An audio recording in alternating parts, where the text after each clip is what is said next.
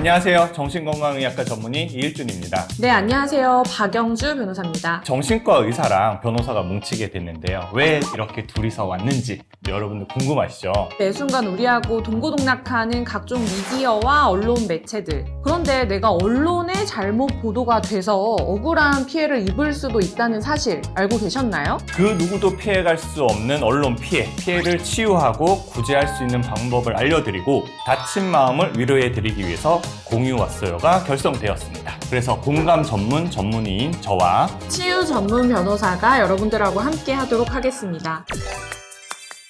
네, 언론 피해에 대응하려면 언론이 뭔지, 언론의 범위가 뭔지부터 먼저 알아야 될 것 같아요. 언론중재법에서는 언론을 방송, 신문, 잡지 등과 같은 정기 간행물, 뉴스통신 및 인터넷 신문으로 정의를 하고 있습니다. 저희가 이제 언론 피해를 받았다. 그러면 어떻게 해결해야 되는지도 좀 알려주시면 좋을 것 같습니다. 세 가지의 해결 방법이 있는데요. 우선 첫 번째로는 언론사에 직접 항의를 하는 방법이 있고요. 그리고 두 번째는 법원을 통해서 소송을 하는 방법이 있고요. 세 번째로는 언론중재위원회에 조정중재를 신청하는 방법입니다. 언론사에 항의하기. 어느 언론사에 전화를 해서 이것 좀 정정 보도해주세요. 제가 이런 피해를 받고 있습니다. 들어주지 않을 것 같다는 생각이 강력하게 들고요. 그리고 또 두 번째도 생각을 해봤어요. 소송을 건다는 게 상당히 심적으로 부담스러운 일이거든요. 소송을 통하는 게 가장 확실하다고는 할 수 있는데 시간이 너무 오래 걸리고 비용도 든다는 좀 단점이 있죠. 저희가 할 수 있는 게 도대체 어떤 방법이 있을까요? 바로 언론중재위원회에 간다는 건데요. 실제 사례만큼 와닿는 건 없죠. 공유 왔어요에 온 첫 번째 사연 한번 소개해 주시죠. 3개월 전 저희 회사에 한 인턴이 입사했고 어느 날 그 인턴이 무릎이 아프다며 파스를 붙여달라고 해서 붙여주었습니다. 그런데 얼마 후 성추행 관련 사건을 처리하는 기관에서 성추행 피해가 신고되었다는 충격적인 연락을 받았습니다. 다름 아닌 제가 파스를 붙여줬던 인턴이 제가 파스를 붙여준 행위자 성추행이었다고 신고한 겁니다. 그런데 조사를 해보니 그 인턴은 제가 본인이 원하는 부서에 보내주지 않자 방심을 품고 저를 성추행범으로 허위 신고한 것입니다. 너무 억울했지만 다행히 경찰 조사 끝에 인턴의 허위 신고가 인정되었고 드디어 누명을 벗고 일이 마무리되어가나 싶었습니다. 그런데 뜻밖의 곳에서 문제가 터졌습니다. 한 언론에서 이 사건을 인턴을 성추행한 정규직이라는 제목으로 보도를 한 것입니다. 기사에는 인턴의 허위 신고 관련 내용은 전혀 없었고 저를 성추행범으로 단정했더라고요. 보도 전 기자는 저는 물론 담당 경찰관에게도 그 어떤 연락도 없었습니다. 기사에서 제 이름과 회사는 이니셜 처리됐지만 회사 위치나 직종이 적혀 있어서 주변 지인들이 기사 속 인물이 저인 걸 다 알게 되었고 저는 순식간에 성추행범으로 낙인 찍혔습니다. 보도 이후 저는 물론 저희 가족들까지 억울하게 죄인이 되어 사람들을 피해 다니며 괴롭게 살아가고 있습니다. 제가 언론 피해를 받은 게 맞는 거겠죠? 어떻게 해야 할지 정말 막막합니다. 도와주세요. 먼저 상황을 한번 자세히 짚어볼게요. 무릎이 아프다는 인턴한테 파스를 붙여줬는데 이 사건을 빌미로 해당 인턴이 사연자분을 성추행범으로 신고를 했고요. 결국에 경찰 조사까지 받았습니다. 하지만 결국에 인턴이 앙심을 품고 사연자를 허위로 신고한 사실까지 확인이 된 거죠. 언론에서 인턴을 성추행한 정규직이라고 자극적인 내용으로 보도가 됐고 오해를 받게 됐는데요. 이럴 때 도대체 어떻게 해야 되나요? 이 보도 자체는 명백한 오보입니다. 잘못된 보도로 사연자의 명예가 훼손이 된 그런 경우인데요. 이런 경우에는 정정 보도하고 손해배상 청구를 할 수 있어요. 언론중재법 제14조에서 정하고 있는데요.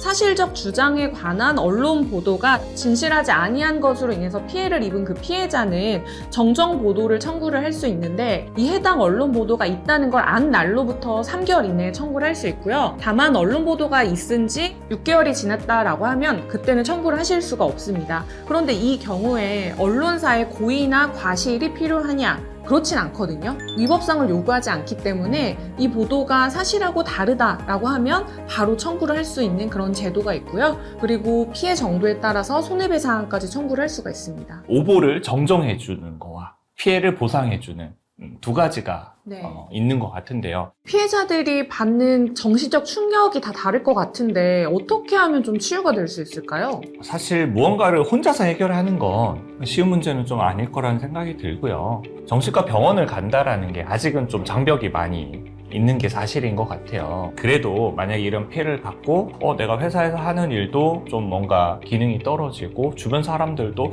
너 평소랑 너무 다른 것 같아 라는 이야기를 한다면 그 사건으로 인해서 내가 변했다라는 건 사실이거든요.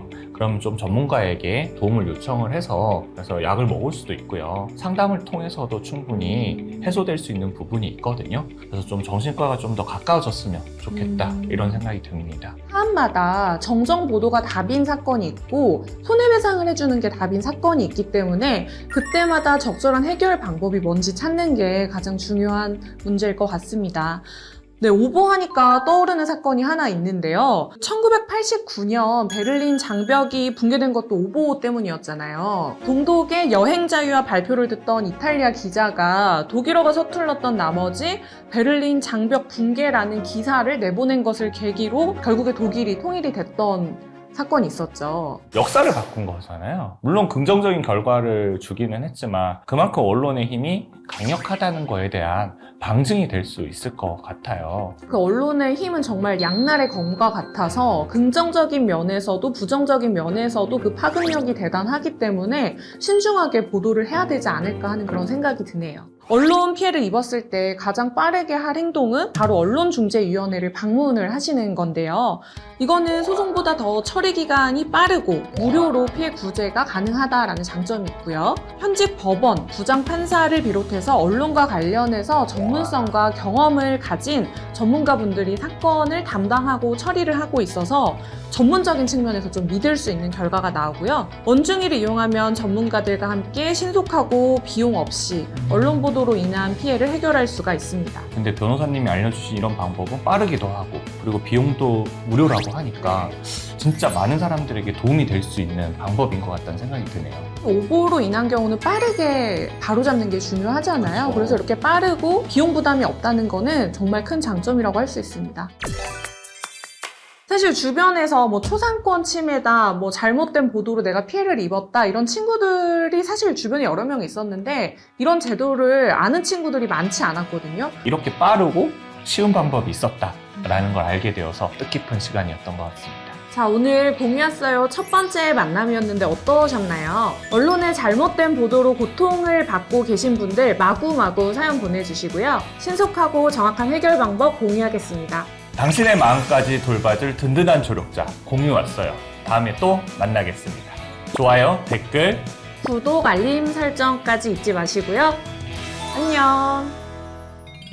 언제나